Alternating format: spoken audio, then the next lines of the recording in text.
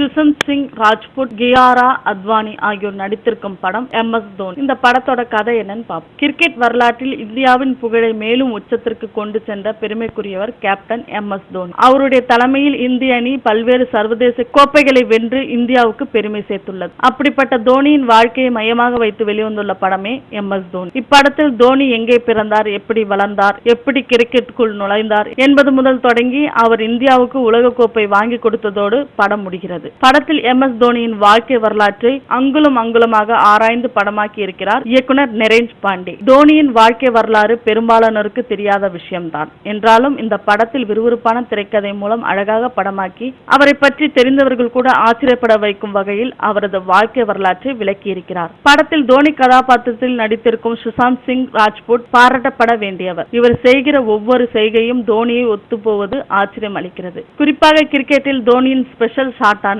Helicopter shot, அவருடைய நடை என அச்சு அசலாக செய்து அசத்திருக்கிறார். இதற்காக அவர் கஷ்டப்பட்டது வீண் போகவில்லை. இவர் படத்தில் நடித்திருக்கிறார் என்று சொல்வதை விட தோனியாகவே வாழ்ந்திருக்கிறார் என்று தான் சொல்ல வேண்டும். அவ்வளவு தத்ரூபமாக இருக்கிறது இவருடைய நடிப்பு. அதே போல சென்டிமெண்ட் காட்சிகளில் எல்லாம் நம்மையும் கண்கலங்க வைத்திருக்கிறார். விளையாட்டு தொடர்பான காட்சிகளில் தோனி விளையாடும் அசல் காட்சிகளில் அவருடைய முகத்தில் கதாநாயகன் ராஜ்புத் முகத்தை ஒட்டி மார்பிங் செய்திருப்பது சிறப்பு. கிராபிக்ஸ் என்று தெரியாத அளவுக்கு அந்த காட்சிகள் அமைந்துள்ளன. படத்தின் நீளம் 3 மணி நேரத்துக்கு மேலாக இருந்தாலும் படம் போர் அடிக்காதவாறு காட்சிப்படுத்தியிருப்பது சிறப்பு. படத்தில் எந்த ஒரு காட்சியும் குறை சொல்ல முடியாத அளவுக்கு இயக்குனரின் கைவண்ணம் கச்சிதமாக அமைந்திருக்கிறது. இது தவிர தோனியின் காதல் காட்சிகள் ரசிக்க வைக்கின்றன. கிரிக்கெட்டில் ஆக்ரோஷமாக இருக்கும் தோனியால் இப்படியும் காதல் செய்ய முடியுமா என்று ஆச்சரியப்பட வைக்கிறது அந்த காதல் காட்சிகள். மேலும் படத்தில் தோனியின் அக்காவாக பூமிகா நடித்திருக்கிறார். நீண்ட இடைவெளிக்கு பிறகு திரையில் அவருக்கு மிகப்பெரிய கதாபாத்திரம். தனக்குரிய கதாபாத்திரத்தை அவர் சிறப்பாக செய்திருக்கிறார். தோனியின் அப்பா கதாபாத்திரத்தில் நடித்திருக்கும் அனுப்பம் கெர்ரும் தனது அனுபவ நடிப்பை வெளிப்படுத்தியிருக்கிறார். அமல் மாலிக்கின் இசையில் பாடல்கள் எல்லாம் அருமையாக இருக்கிறது.